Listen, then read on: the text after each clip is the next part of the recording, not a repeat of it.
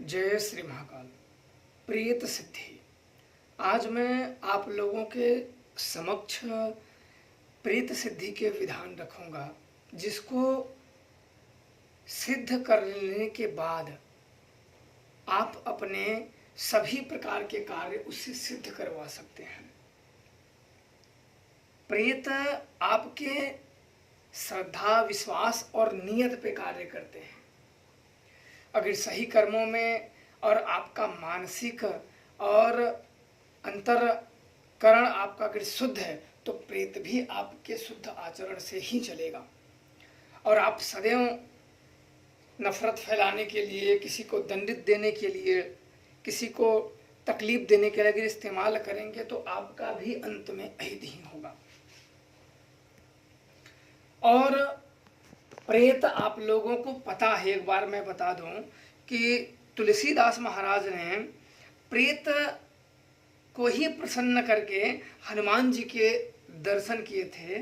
और हनुमान जी की कृपा से भगवान श्री राम के दर्शन हुए थे।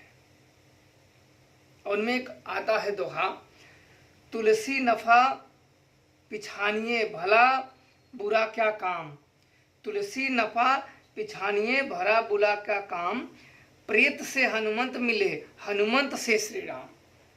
कि मतलब कि तुलसी नफा बिछानिए भला बुरा क्या काम, प्रेत से हनुमत मिले हनुमत से श्री राम। कि प्रेत से हनुमान जी मिले थे। प्रेत ने ही बताया था हनुमान जी के दर्शन करने का मार्ग की। एक कथा में हनुमान जी कोढ़ी के रूप धर के आते हैं और कथा के सबसे अंत में हो जाते हैं। तो उनकी कृपा से प्रेत ने जो बताया, उनके से दर्शन हुए थे हनुमान जी को। उन्होंने, उस प्रेत ने कहा था कि हनुमान जी कोढ़ी रूप धारण करके और मैले कुचैले कपड़े पहनकर आते हैं तथा कथा समाप्त होने पर सबके चले जाने के बाद ही जाते हैं। तो तुलसीदास महाराज ने वैसा ही किया।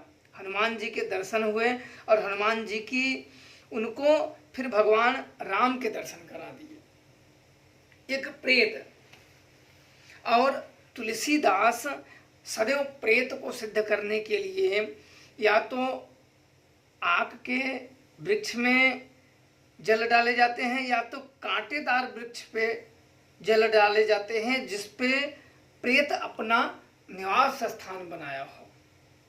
क्योंकि ये क्या महत्व होता है मैं आप लोगों को बता दूं कि जो शौच से बचा हुआ जल होता है, कहते जब जो कोई प्रेत बनता है तो उसे कोई शुद्ध जल अगर चढ़ा तो उसे नहीं प्राप्त होता है, शुद्ध जल उसे नहीं प्राप्त होता है। इसलिए मैले कुचैले ही अत्यधिक। आपने सुना होगा कई बार कि कर्ण पिशाचिनी जिसके कान में रहती है उसे गंदगी लगाती है, या उसे सिद्ध करने का तरीके से गंदे वाले विधान होते हैं।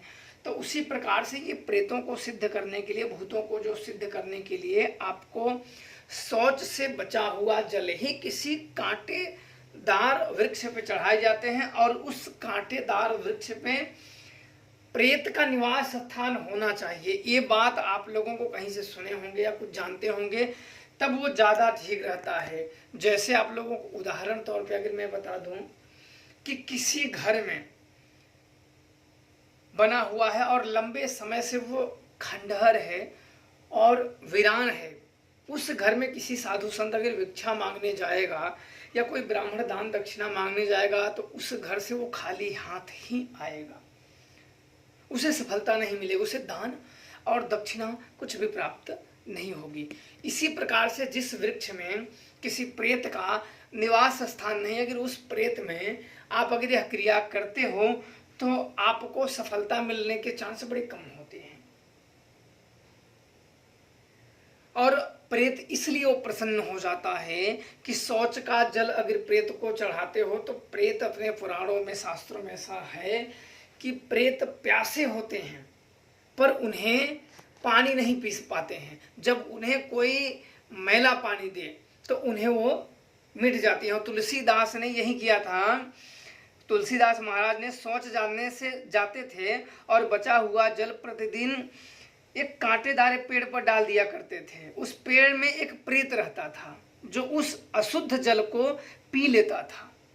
एक दिन वह प्रेत तुलसीदास के सामने प्रकट होकर बोला, मैं बहुत प्यासा था, मरता था, तुम्हारे जल से अब मैं बहुत तृप्त हो गया हूँ, तुम मेरे से जो मांगना चाहो मांग लो। अब सुनो यहाँ कि तुलसीदास से वो प्रेत ने कहा, वरदान एक प्रकार से उस प्रेत ने कहा कि जो मांगना चाहते हो आप मांग लो।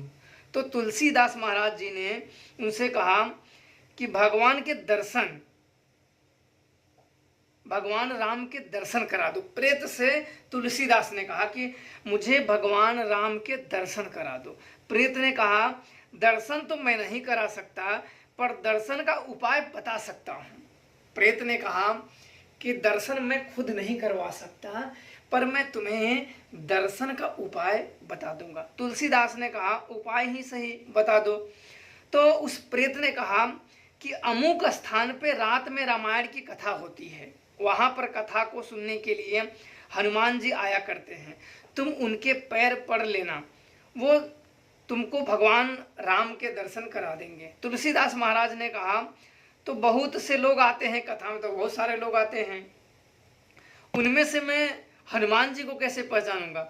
प्रेत ने कहा, हनुमान जी कोढ़ी रूप धारण करके और मैले कुचैले कपड़े पहनकर आते हैं, तथा कथा समाप्त होने के बाद जो मैंने पहले आप लोगों को विधि पूर्वक बता चुका हूं, तो आपको क्रिया क्या करनी है कि जो भोर में गिर जा सकें तब भी ठीक है, रात्रि में सूर्य ढलने के बाद मध्य रात्रि तक प्रेत का बल अत्यधिक होता है। कई बार आपने लोगों को सुना है कि जिसको प्रेत बाधाएं होती हैं, ऊपरी बाधाएं होती हैं, उनको रात्रि के बाद अत्यधिक समस्याएं होती हैं।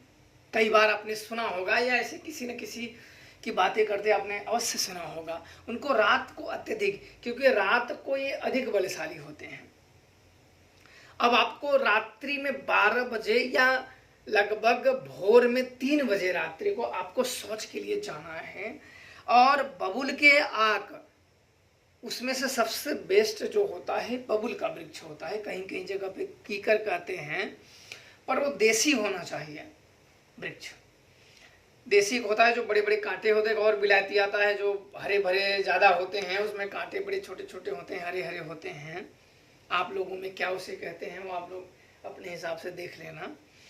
आपको शौच के लिए जाना है, शौच करने के बाद अपने जो साफ हो जाना है, थोड़े से जल बचा लेना है, और वो जल आपको प्रतिदिन उस कांटेदार बबुल के वृक्ष में डालना है। इससे यह होगा कि जो प्रेत अतृप्त है आप उसे प्रतिदिन पानी पिलाओगे। आप बाद में आपको ये भ्रमित ना हो कि वो प्रेत को पानी चढ़ाने से क्या होगा।